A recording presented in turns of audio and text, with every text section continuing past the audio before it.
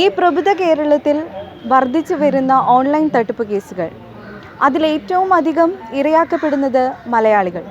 എന്തുകൊണ്ടാണ് ഇത്രയും അധികം ഓൺലൈൻ തട്ടിപ്പ് കേസുകൾ രേഖപ്പെടുത്തിയതിൽ കൂടുതലും മലയാളികളായത്?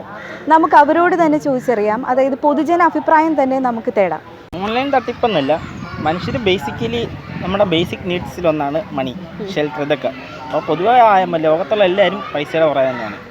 പൈസ മോസ്റ്റ് ഇമ്പോർട്ടൻ്റ് ആണ്. അപ്പോൾ അതുണ്ടാക്കാനുള്ള മുന്നിൽ കാണുന്ന അവസരങ്ങൾ എല്ലാവരും മാക്സിമം യൂസ് ചെയ്യും.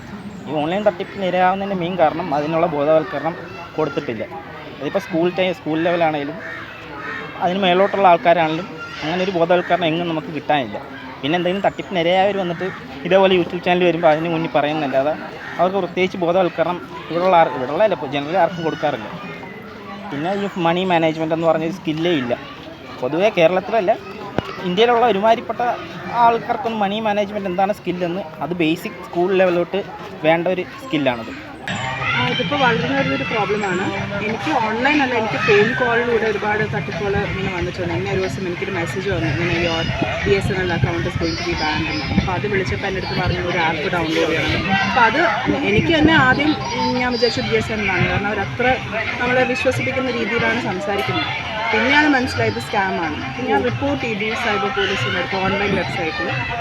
വളർന്നു വരുന്ന പ്രശ്നമാണ്. ഇപ്പോൾ എൻ്റെ അമ്മൂമ്മയായിരുന്നെങ്കിൽ എൻ്റെ സ്ഥാനത്ത് ചിലപ്പോൾ അതിന് വീണ് പോയാലും. ഓൺലൈൻ തട്ടിപ്പിനെ കുറിച്ച് പറയുമ്പോഴെന്ന് പറഞ്ഞാൽ നമ്മൾ വിചാരിക്കും പ്രായമുള്ളവർ മാത്രമേ തട്ടിപ്പിന് ഇരയാകാറുള്ളൂ. പക്ഷേ ഇപ്പോൾ അങ്ങനെയല്ല. ഇപ്പോൾ ഒരുപാട് ചെറുപ്പക്കാർ ഇതിന് ഇരയാകാറുണ്ട്. ഈ ട്രേഡിങ് അല്ലെങ്കിൽ ഓൺലൈൻ സ്റ്റോക്സിനൊക്കെ പറഞ്ഞിട്ട് ഗ്രാമത്തിൽ അത് കഴിഞ്ഞിട്ട് ഒരുപാട് പൈസ പോകുന്നതുണ്ട് ഓൺലൈൻ ബെറ്റിങ്. അപ്പം ഇങ്ങനെയുള്ളത് യൂസ് ചെയ്യുമ്പോൾ കുറച്ചും കൂടെ ആലോചിച്ച് 1-2 തവണ ക്രോസ് ചെക്ക് ചെയ്ത് ഈ മിക്കത് നമ്മൾ അക്സെപ്റ്റോൾ എന്ന് പറഞ്ഞ് പോകും. അതൊക്കെ ഓരോ പോയിൻ്റായിട്ട് വായിച്ച് ഇങ്ങനെ മനസ്സിലാക്കി മാത്രം, അല്ലെങ്കിൽ നമ്മൾ ആ ഒരു മടിയുടെ പേർക്ക് എല്ലാം അക്സെപ്റ്റ് ചെയ്ത് പോകാൻ വായിച്ചു. എന്ന് പറഞ്ഞു കഴിഞ്ഞാൽ വേണ്ടത്ര അവയർനെസ് ഒന്നും ആൾക്കാർക്ക് ഇപ്പോഴും എത്തിയിട്ടില്ല എന്നാണ് എനിക്ക് തോന്നുന്നത്. അപ്പോൾ ഈ പറഞ്ഞ പോലെ ഫോൺ വിളിക്കുമ്പോഴൊക്കെ ഒരു അവയർനെസ് സ്റ്റോക്ക് വരുന്നുണ്ട്. പക്ഷെ എന്നാലത് പോരാ. ഇത്തിരി ആൾക്കാരിലേക്ക് ഇത് നന്നായി ഇറങ്ങി എല്ലാവരെയും അത് വേറെ ആക്കണം.